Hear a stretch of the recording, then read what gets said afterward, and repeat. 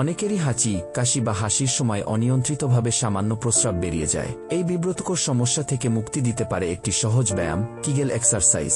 এটি মূলত তলপেট বা পেলভিক ফ্লোরের পেশি মজবুত করার ব্যায়াম।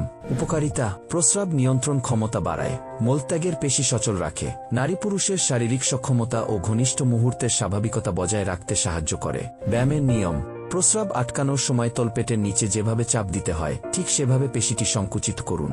এভাবে 3 সেকেন্ড চেপে ধরে রাখুন। এরপর ধীরে ধীরে 3 সেকেন্ড ধরে পেশিটি ছেড়ে দিন। এভাবে টানা 10 বার করুন। দিনে 2 থেকে 3 বার এই সেটটি করা যেতে পারে।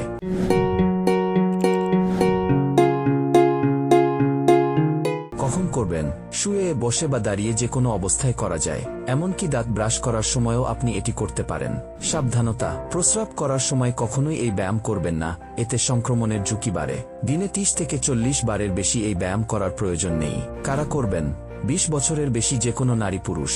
বিশেষ করে অন্তঃসত্ত্বা নারীদের জন্য এটি বেশ উপকারী।